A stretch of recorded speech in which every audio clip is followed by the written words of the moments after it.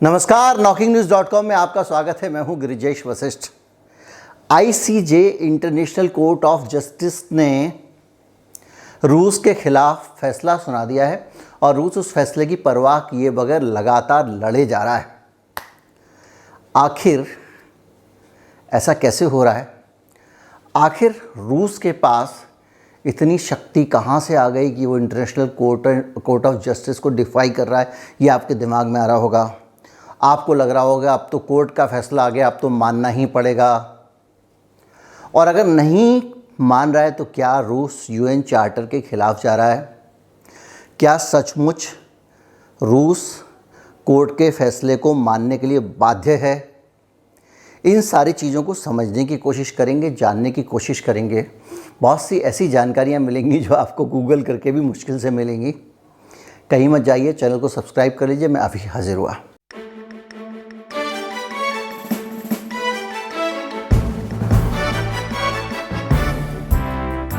अगर आप इस चैनल को सपोर्ट करना चाहते हैं, हमारा यूपीआई आईडी डिस्क्रिप्शन में है, उसके ज़रिए आप हमको भुगतान कर सकते हैं और एक बारकोड भी स्क्रीन पर आपको अनेक स्थानों पर दिखाई देगा। उसको स्कैन करके भी आप हमें आर्थिक रूप से सपोर्ट कर सकते हैं।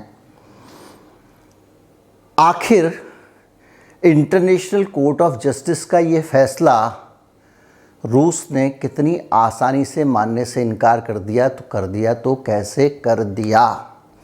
इसके पीछे इंटरनेशनल कोर्ट ऑफ जस्टिस के कुछ नियमों को समझना पड़ेगा। उसके बाद शायद आपको एहसास हो कि इंटरनेशनल कोर्ट ऑफ जस्टिस ने भी जस्टिस करने में कुछ बेईमानी की है। रूस ने, आपने पढ़ा होगा, इस अदालत के ऊपर जब ये सुनवाई हो रही थी इसका बहिष्कार किया था। उसने इसमें शामिल होने से इनकार कर दिया था।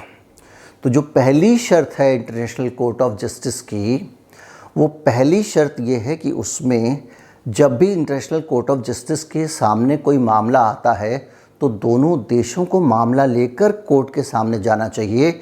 इस मामले में जेलेंस्की गए थे और रूस ने उस प्रोसेस में शामिल होने से इनकार कर दिया था, इसलिए नियम के मुताबिक उसकी सुनवाई नहीं की जा सकती थी। पहली चीज़।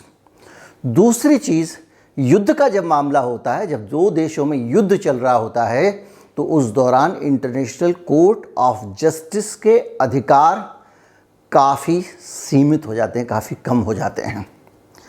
और उस स्थिति में इंटरनेशनल कोर्ट ऑफ जस्टिस युद्ध के बीच में हस्तक्षेप नहीं कर सकता है। और ये दोनों चीज़ें रूस जानता था, इसलिए उसने कहा कि आपकी अदालत मेरे ठेंगे पे जज साहब।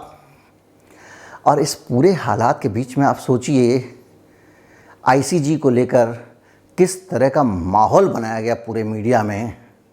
कुछ लोगों ने लिखा अब ख़त्म हो जाएगा युद्ध, कुछ लोगों ने कहा कि अड़ गया है रूस, अदालत की बात मानने को भी तैयार है। एक पूरा माहौल बना दिया गया बगैर उन नियमों को समझे, बगैर ये समझे कि इंटरनेशनल कोर्ट ऑफ जस्टिस के जो रूल हैं उनको लागू करने की भी एक प्रक्रिया है और उस प्रक्रिया के अंतर्गत सुरक्षा परिषद जो है उसकी भूमिका बढ़ जाती है। और अगर इंटरनेशनल कोर्ट ऑफ जस्टिस कोई भी निर्णय लागू करने को कहता है तो जो संयुक्त राष्ट्र सुरक्षा परिषद में जो वीटो पावर प्राप्त 5 देश हैं, उनमें से कोई भी देश अगर इसको वीटो कर देता है तो ये नियम लागू नहीं किया जाएगा। रूस के पास संयुक्त राष्ट्र में वीटो पावर है। तो कुल मिला के ये एक फैसला कोई न्याय करने के लिए लिए गए फैसले के बजाय ये फैसला सिर्फ जनता को एक संदेश देने के लिए किया गया फैसला है कि रूस जो कर रहा है वो गैरकानूनी है।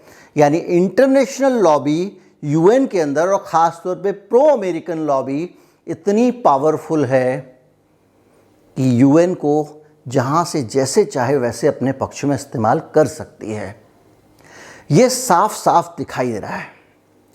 अब कल और एक डेवलपमेंट हुआ कि चीन के राष्ट्रपति हैं शी जिनपिंग, उनसे बाइडेन साहब ने बात की, फ़ोन किया, घंटों बातचीत हुई, घंटों। और उसके बाद उनको ये बाइडेन साहब को सीख मिली कि भाई साहब युद्ध से कुछ नहीं हासिल होने वाला है और जो कुछ है शांति से निकालना चाहिए, युद्ध में कुछ नहीं रहेगा, बातचीत से मसला हल होना चाहिए। बाइडेन दरअसल क्या है, वो इंसान है जो लगातार इस युद्ध में पीछे से लगा हुआ है।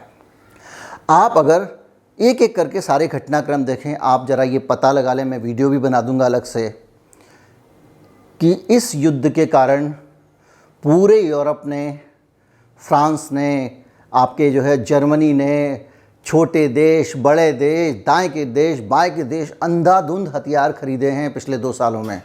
इस युद्ध की आशंका के मद्देनज़र किसके बिके? इसी युद्ध की आशंका के मद्देनज़र बहुत सारा कुछ हो रहा है। जैसे ही वो जो ज़ेलेंस्की है वो किसी तरह से थोड़ा शांति में आता है, वो कहने लगता है ठीक है जी, हम नहीं जाएंगे, हमको नाटो की मेंबरशिप नहीं चाहिए, जबकि उसने अपने संविधान संशोधन किया था इस चीज़ के लिए। और वो ये भी कहता है भाई 2 राज्यों को हम मानने को तैयार हैं कि वो रूस के कब्जे में हैं। जब वो ये कहता है तो बाइडेन फ़ोन कर देते हैं, ज़ेलेंस्की को फ़ोन करते हैं बाइडेन, दोनों के बीच में बातचीत होती है और बातचीत होने के बाद में ज़ेलेंस्की फिर अकड़ने लग जाते हैं, वो पूरी भाषा भूल जाते हैं। इससे पता लगता है कि ज़ेलेंस्की को, और तुरंत फुरत ज़ेलेंस्की को कहा जाता है तुमको क्या चाहिए? एयर डिफेंस सिस्टम चाहिए, हम दिलवा रहे हैं, तुमको वो चाहिए, मिल जाएगा। अब उनको स्लोवाकिया से एयर डिफेंस सिस्टम आ रहा है, मेरे ख्याल स्लोवाकिया से आ रहा है या रोमानिया से आ रहा है, कहाँ से आ रहा है, एक एयर डिफेंस सिस्टम उनको दिया जा रहा है। अब फटाफट अमेरिका उनको राहत दिला रहा है। तो उससे ये भी समझ में आ रहा है कि ज़ेलेंस्की अच्छी तरह से जानते हैं कि युद्ध अमेरिका की ज़रूरत है, और वो जैसे ही हथियार डालने की बात करते हैं, हार मानने की बात करते हैं, अमेरिका तड़प जाता है और ज़ेलेंस्की को बोलता है कि नहीं नहीं नहीं नहीं नहीं, तुम पीछे नहीं हटना, क्या चाहिए बोलो, हम देंगे। लोग उसके मर रहे हैं, शहर उसके उजड़ रहे हैं, ज़मीन उसकी मसान बन चुकी है, अनगिनत लोग मारे गए हैं, बच्चे अनाथ हो गए हैं, एक बड़ी संख्या में शरणार्थियों का एक संकट खड़ा हो गया है पूरी दुनिया में। अभी तो इन शरणार्थियों को जिन देशों में जा रहे हैं वहाँ के लोग टॉर्चर करेंगे, और इस पूरे के पूरे माहौल के बीच में एक सबसे बड़ा इतिहास का सबसे बड़ा एक परिवर्तन होने वाला है, जिसमें बहुत सारे नए गरीब, अति गरीब पैदा हो जाएंगे। और यहाँ ज़ेलेंस्की जो है वो बैठ के अमेरिका के साथ साइकोलॉजिकल गेम खेल रहा है, कभी रूस के साथ साइकोलॉजिकल गेम खेल रहा है, और हालात एकदम बिगड़े हुए हैं। अब कई लोग मेरे वीडियो में कहते हैं, पिछली बार कल भी मैं कमेंट देख रहा था, कि आप जो है वो रूस की तरफ से क्यों बोल रहे हैं। बड़ी सीधा सवाल ये है कि ज़ेलेंस्की को क्या पड़ी थी कि अमेरिका के एजेंडे को लागू करने के लिए, जो रूस खुद ही यूक्रेन की हिफाजत करता था, जो उसको गैस भी देता था, सब कुछ देता था, उस रूस से को दरकिनार करके अमेरिका के उस एजेंडे में फंसे जिसमें वो रूस को चारों तरफ से घेर रहा था। रूस उससे पिछले 5 बार से लड़ रहा था। रूस कह रहा था हमें मत घेरो, लेकिन रूस घेरे जा रहा था, और आखिर में ज़ेलेंस्की जो है वो भी उस पर उतारू हो गए थे, क्योंकि ज़ेलेंस्की अमेरिका के प्यादे हैं।